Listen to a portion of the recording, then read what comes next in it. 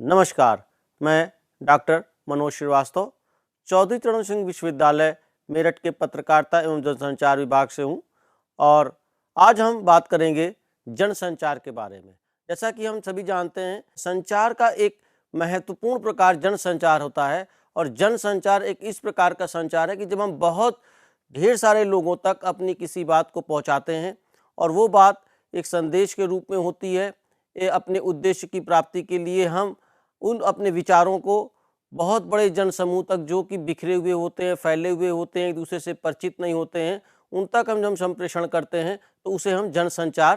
कहते हैं। जनसंचार के विविध क्षेत्र हो सकते हैं, चाहे हम पत्रकारिता लेते हैं। जैसे पत्रकारिता क्या है? पत्रकारिता जब हम विविध प्रकार की सूचनाओं का संकलन करते हैं, उनको समाचार के रूप में, सूचनाओं के रूप में लोगों तक, पाठकों तक संप्रेषित करते हैं और ये जो उनके क्वेरीज को शांत करती है, उनको साक्षर बनाने का काम करती है, उनके ज्ञान में वृद्धि करने का काम करती है, वो एक पत्रकारिता का प्रकार होता है। और एक इसी तरीके से विज्ञापन एक बहुत बड़ा व्यापक क्षेत्र है, जिसके अंतर्गत हम देखते हैं कि जो मार्केटिंग करते हैं लोग, और वो उत्पाद का हो सकता है, सेवाओं की हो सकती है, और वो अपने उत्पाद के बारे में, अपनी सेवाओं के बारे में लोगों को प्रेरित करते हैं, लोगों को इस तरीके से प्रोत्साहित करते हैं कि वो उनके उत्पाद को, उनकी जो सेवाएं हैं उनका उपभोग करें और उनकी ओर आकर्षित हों। इस प्रकार से जनसंपर्क जिसका कि एक महत्वपूर्ण काम ये होता है कि जिस संस्था के लिए या जिस व्यक्ति के लिए हम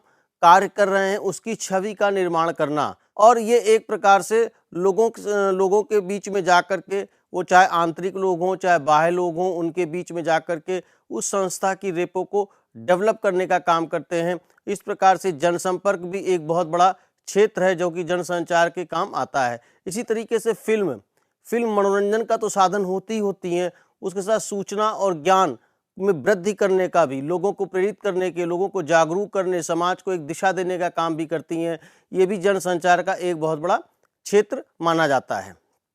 इस प्रकार से अगर हम देखें पत्रकारिता को, अगर हम वर्गीकृत करते हैं तो वो प्रिंट मीडियम अर्थात मुद्रित माध्यम होता है, इसमें समाचार पत्र हैं, पत्रिकाएं हैं, विविध प्रकार के अन्य पत्र हैं, ब्रोशर हैं, बैनर हैं। हम ये कह सकते हैं जो मुद्रित माध्यम, जो मुद्रण के रूप में हमें देखने को मिलते हैं, जो बहुत बड़ी संख्या में जिनको लोग पढ़ते हैं, अपने ज्ञान में वृद्धि करते हैं, वो एक तरीके से मुद्रित माध्यम होता है। एक समाचार पत्र प्रकाशित एक जगह से होता है, मुद्रित एक जगह से होता है, लेकिन उसको पढ़ने वाले पाठक बहुत बड़ी संख्या में होते हैं, जो कि एक जिले में हो सकते हैं, दूसरे जिलों में हो सकते हैं, एक प्रांत में भी पहुंच सकते हैं। इसी तरीके से हम देखते हैं समाचार पत्रों के राष्ट्रीय संस्करण भी निकलते हैं। एक तरीके से हम कह सकते हैं कि जनसंचार का एक व्यापक रूप होता है। अब इस तरीके से हम देखते हैं कि जो मास कम्युनिकेशन है उसके विविध माध्यम होते हैं। वो माध्यम, उनको अगर हम डिफाइन करेंगे तो प्रिंट, इलेक्ट्रॉनिक, और एक नया माध्यम आ गया, न्यू माध्यम। प्रिंट माध्यम जो है उसके अंतर्गत हम समाचार पत्र हैं, पत्रिकाएं हैं, कम्युनिटी न्यूज़लेटर है, ब्रोशर है, बैनर है, होर्डिंग है, ये सब एक प्रिंट मीडिया के एग्जाम्पल होते हैं, जहां पर कि जिस प्रकार से हम कह सकते हैं कि बैनर है वो एक जगह लगाया जाता है, लेकिन उस बैनर को देखने वाले बहुत संख्या में लोग होते हैं। होर्डिंग हम एक किसी चौराहे पर लगा देते हैं, लेकिन दिन भर में वहाँ से लाखों लोग निकलते हैं तो वो उस होर्डिंग को देखते हैं। इसी तरीके से समाचार पत्र के बारे में हम पहले ही डिस्कस कर चुके हैं और पत्रिकाओं के बारे में डिस्कस कर चुके हैं कि किस तरीके से उनकी पाठकों की संख्या में वृद्धि होती है, कितने पाठक उनको पढ़ते हैं। इलेक्ट्रॉनिक मीडिया जैसे कि इसके नाम से ही पता चलता है कि इलेक्ट्रॉनिक डिवाइसेस की इसमें आवश्यकता होती है और उन्हीं के द्वारा ये हमारे इस संदेश का संप्रेषण किया जाता है और हम संदेशों को ग्रहण भी उन्हीं के द्वारा करते हैं। इसके अंतर्गत अगर हम देखें तो रेडियो, टेलीविज़न और फिल्म, हम इन तीनों को इसमें समावेशित कर सकते हैं। रेडियो, जिसके बारे में कहा जाता है कि radio is a medium of sound, radio ध्वनि का माध्यम है, और ये ऐसा माध्यम है कि हम दूर बैठे होते हैं, कार्यक्रम दूर से संप्रेषित किए जाते हैं, इन कार्यक्रमों को हम देख नहीं पाते हैं, लेकिन हम इनसे अपने को जुड़ा हुआ महसूस करते हैं। अगर हम रेडियो नाटक कभी सुने और हम ध्यान से उसको सुनते हैं तो हम उसमें अपने आप को डूबा हुआ पाते हैं। इस तरीके से उसका नाटक का मंचन कह सकते हैं, नाटक रिकॉर्डिंग की जाती कि श्रोता अपने को उनसे जुड़ा हुआ महसूस करता है और कुछ ना कुछ उनसे शिक्षा भी वो ग्रहण करता है। इसी तरीके से रेडियो की चर्चा हो, परिचर्चा हो, रेडियो की वार्ता हो, ये सब बहुत ही लोगों को जागरूक करने के लिए और मनोरंजन के साथ साथ सूचना देने का काम करते हैं। और रेडियो में पटकथा लेखन की बात है, अगर रेडियो नाटक लेखन की बात है, इन सब चीज़ों को हम देखें तो इसमें करियर की दृष्टिकोण से भी व्यापक अवसर मिलते हैं। और एफएम ने तो रेडियो को पुनर्जीवित कर दिया है। ये जिस तरीके से रेडियो टेलीविज़न के आने से रेडियो को लोगों ने अपने घर में बंद कर दिया था या अलमारी में बंद कर दिया था, रेडियो खरीदना बंद कर दिया था, लेकिन एफएम के आने से रेडियो एक तरीके से कहा जाता है कि पुनर्जीवित हुआ है। और युवाओं में रेडियो की जो रीच है वो बहुत ज़्यादा है और उनको लोग उसको सुनना बहुत पसंद करते हैं किसी न किसी रूप में। हाँ, वो ठीक है कि आज मोबाइल में भी हम रेडियो सुन लेते हैं, कार में भी चलते तो भी एफएम सुनते हैं, लेकिन एफएम के आने से रेडियो के कार्यक्रमों की जो डिमांड है वो बढ़ी है और उसकी भाषा शैली जो है उसमें भी परिवर्तन हुआ है। अगर हम टेलीविज़न को देखते हैं, टेलीविज़न श्रव्य-दृश्य माध्यम है और श्रव्य-दृश्य माध्यम होने के साथ-साथ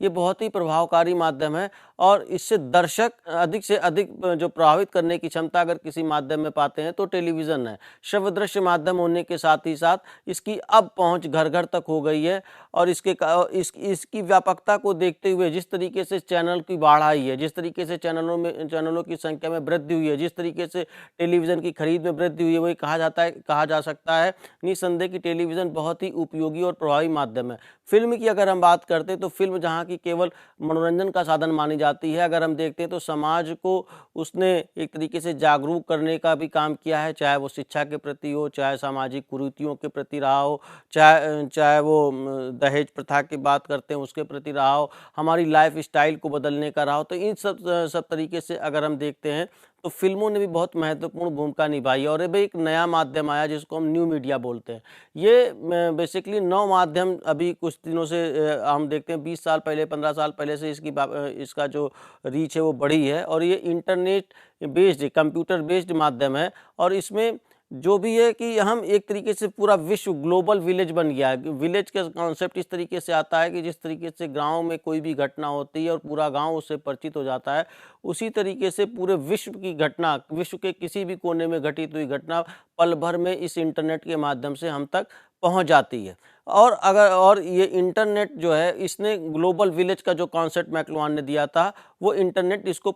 पूरी तरीके से पूर्ति इसकी करता है। अगर हम देखते हैं कि जो ये चाहे वो प्रिंट मीडिया हो चाहे वो इलेक्ट्रॉनिक मीडिया है, इससे जो यूथ है या इसमें करियर की कितनी अपॉर्चुनिटीज़ अवेलेबल है, तो इसकी स्तर बहुत, अगर हम न्यूज़ की बात करते हैं, केवल जर्नलिज्म की बात करते हैं तो इसमें रिपोर्टिंग का है, एडिटिंग का है, प्रूफ रीडिंग का है, इसमें फीचर राइटर का है, इसमें एक्सपर्ट्स का भी है। और तो ये इसके अलावा अगर हम रेडियो की बात करते हैं तो इसमें स्क्रिप्ट राइटिंग है, रेडियो लेखन है। इसी तरीके से अगर हम इसमें बात करते हैं टेलीविज़न के क्षेत्र की बात करते हैं और टेलीविज़न में स्पेशली न्यूज़ की बात करते हैं, न्यूज़ प्रोडक्शन रूम होता है, वहाँ पर एडिटिंग का जो काम है उसके क्षेत्र में बहुत ज़्यादा संभावनाएं व्याप्त हैं। और इन सब के साथ जब हम देखते हैं कि जनसंचार के लिए जब हम कार्यक्रमों का निर्माण करते हैं तो उसमें किसका ध्यान रखना चाहिए, वो है टारगेट ऑडियंस, जिसको हम लक्षित समूह बोलते हैं।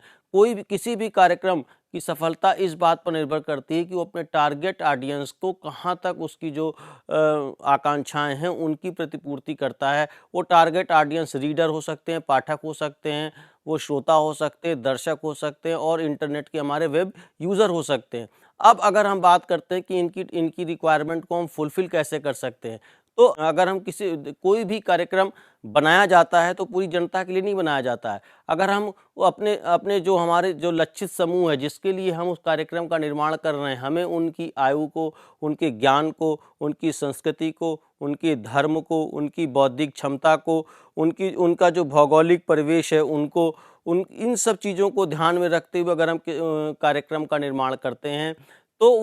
उस कार्यक्रम की सफलता अत्यधिक बढ़ जाती है। और क्योंकि वो उस लक्षित समूह की प्रतिपूर्ति करता है। अगर विद्यार्थी है उसको अपने जो भी उसका कोर्स है उससे संबंधित अगर उसको पाठ्य सामग्री अवेलेबल होती है तो वो निसंदेह उसकी प्रतिपूर्ति करने में वो हमारा जो कार्यक्रम है या वो जो सामग्री है वो उसकी संभावना बढ़ जाती है। अन्यथा वो कार्यक्रम या वो सामग्री उसके लिए अनुपयोगी सिद्ध होती है। इस तरीके से जो टारगेट ऑडियंस है मास कम्युनिकेशन या मास मीडिया में टारगेट ऑडियंस को मुख्यतः ध्यान में रख करके ही हम संचार को करते हैं, तभी संचार की प्रभाविकता को सिद्ध किया जा सकता है। धन्यवाद।